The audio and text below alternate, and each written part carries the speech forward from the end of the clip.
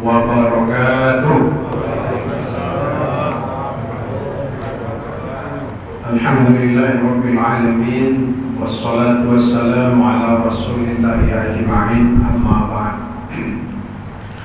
Bapak Ibu jamaah sekalian yang dirahmati Allah Subhanahu wa taala. Pada malam ini kajian Bulughul Maram kita pending. Malam ini kita karena sebentar lagi kita akan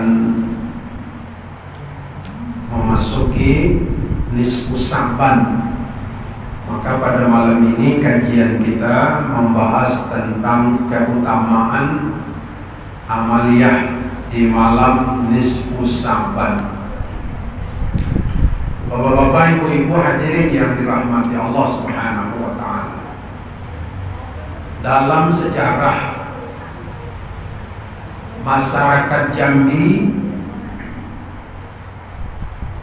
dari dulu kita kenal adalah masyarakat yang berpaham aswaja, ahlus sunnah wal jamaah.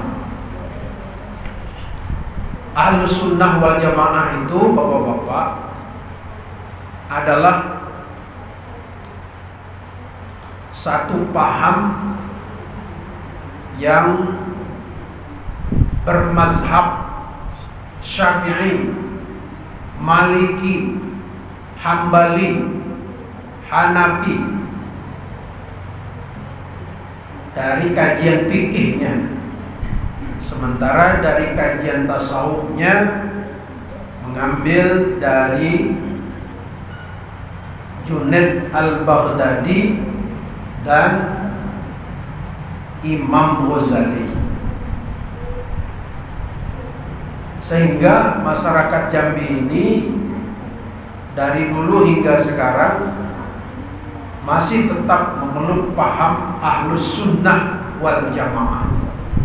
Nah, orang-orang ahlus sunnah wal jamaah itu orang yang senang yasinan. Betul nggak Pak? Betul Bu ya? Senang yasinan. Kemudian senang talqin. Kemudian suka maulid Nabi, Isra Mi'raj, dan juga sudah membudaya di masyarakat Jambi kalau datang nisfu Sya'ban atau separuh dari bulan Sya'ban, mereka kumpul di masjid untuk membacakan Yasin 3 kali. Nah, itu berpaham aswajah ahlus sunnah wal jamaah. Nah, paham ini berkembang dari dulu hingga kini. Ini tidak boleh diusik. Nah, gitu. Sebab kalau diusik, ya, budaya yang sudah mengakar mengurat di masyarakat Jambi ini menjadi perpecahan di masyarakat kalau diusik kan. Nah, maka itu yang dibutuhkan adalah saling menghormati. Kalau tidak setuju dengan nisfu Sya'ban, tidak usah ikut. Nah, kalau tidak setuju dengan talqin, tidak usah ikut. Tapi syaratnya tidak boleh ngejek.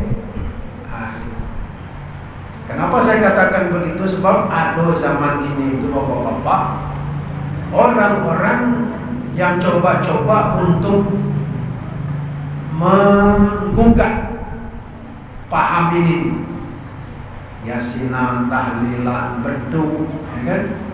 Kemudian malam nisfu Sya'ban. Ada sekelompok orang yang hendak menggugat itu, lalu memvonis amalan itu adalah bid'ah. Wa kullu bid'atin dhalalah wa kullu dhalalatin finnar. Setiap yang bid'ah adalah sesat, setiap sesat adalah masuk neraka. Jadi kalau orang yasinan, talqin, maulid Nabi masuk neraka, diponis masuk neraka. Jadi hal yang semacam ini adalah mengundang perpecahan. Ini tidak boleh. Jadi kalau ada di masyarakat kita orang yang coba-coba untuk menggugat ini, amalan-amalan ini yang sudah dari dulu, itu menandakan bahwa dia mengundang perpecahan. Ini udah banyak terjadi nih Pak, ribut. Gara-gara yasinan dikatakan bid'ah, talqinan dikatakan bid'ah, berarti bid'ah sesat berarti. Berarti orang yasinan ke masjid nisfu Sa'ban berarti sesat. Mau nggak kita dibilang sesat? Nggak mau. Enak pengen tuh sesat kan? Jadi guru-guru kita dulu mengajarkan di pesantren, madrasah, dalilnya lengkap. Jadi, termasuklah nisfu Sa'ban. Nah, hadis-hadis tentang nisfu Sa'ban, bapak-bapak hadirin sekalian, nisfu Sa'ban itu manakala 14 malam ke-15. Insyaallah nanti adalah kalau bulan nasional itu tanggal 28. Di Minggu malam Senin. Minggu malam Senin. Itu nisfu Sa'ban. Minggu malam Senin itu tanggal 15. Jadi bulan full bulan itu. Nah, apa keutamaan daripada nisfu Sa'ban?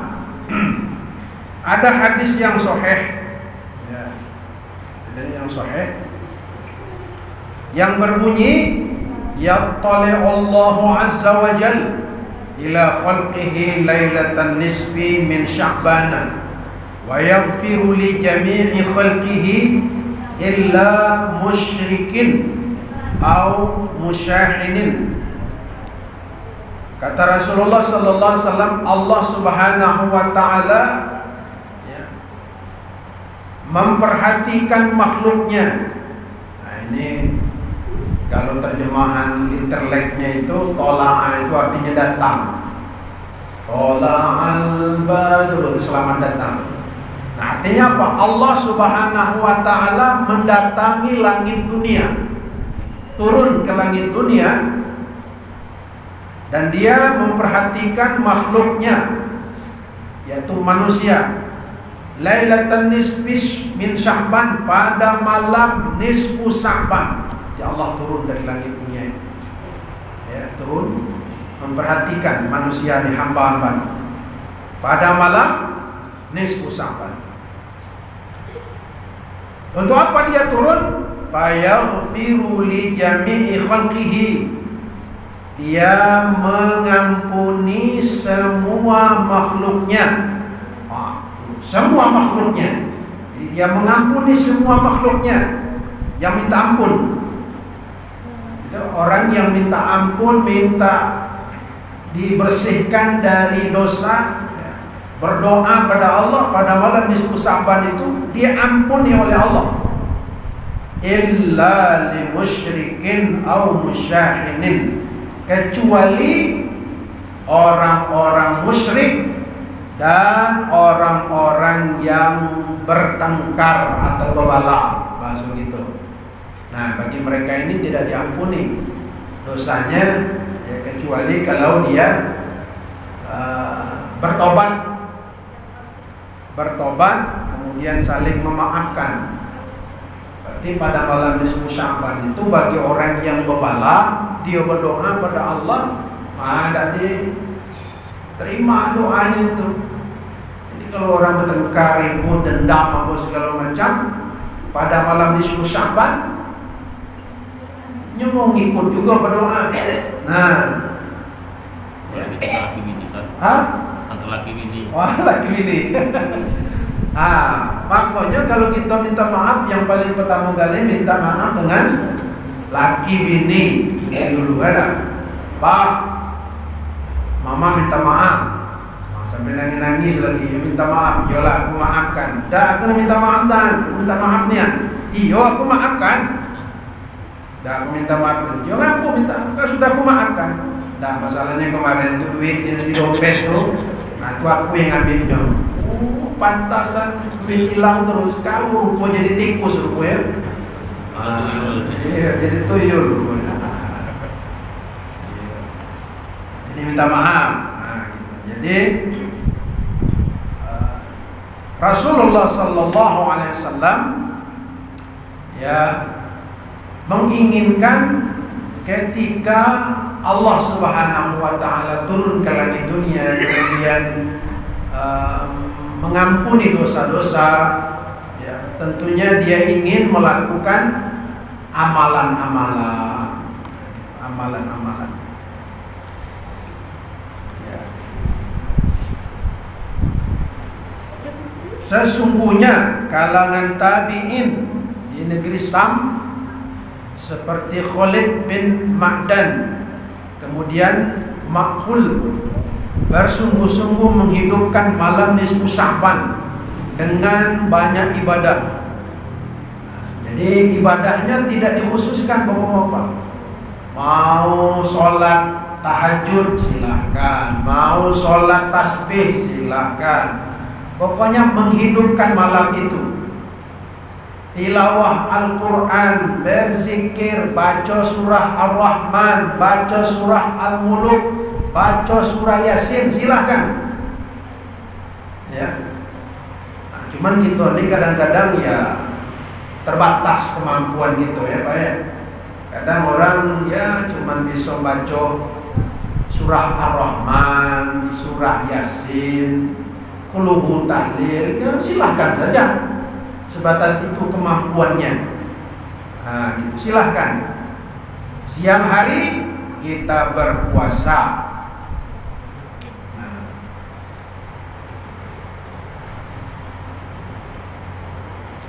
Dari mereka lah orang-orang banyak mengagungkan malam nisfu Sya'ban. Tabi'in itu termasuk kalangan para ulama-ulama salaf. Artinya sejak zaman-zaman salaf telah ada pengagungan daripada malam nisfu Sya'ban.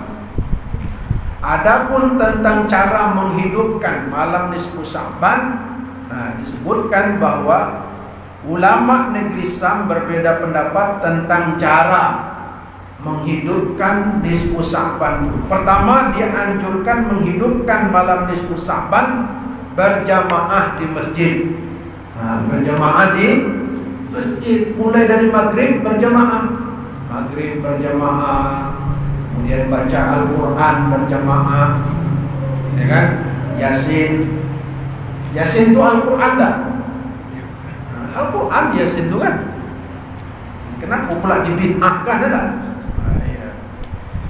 Nah, kemudian dianjurkan menghidupkan nisfu Sya'ban itu sebagaimana Khalid bin Ma'dan, Luqman bin Amr dan tabi'in lain pada malam nisfu Sya'ban itu memakai pakaian yang terbaik.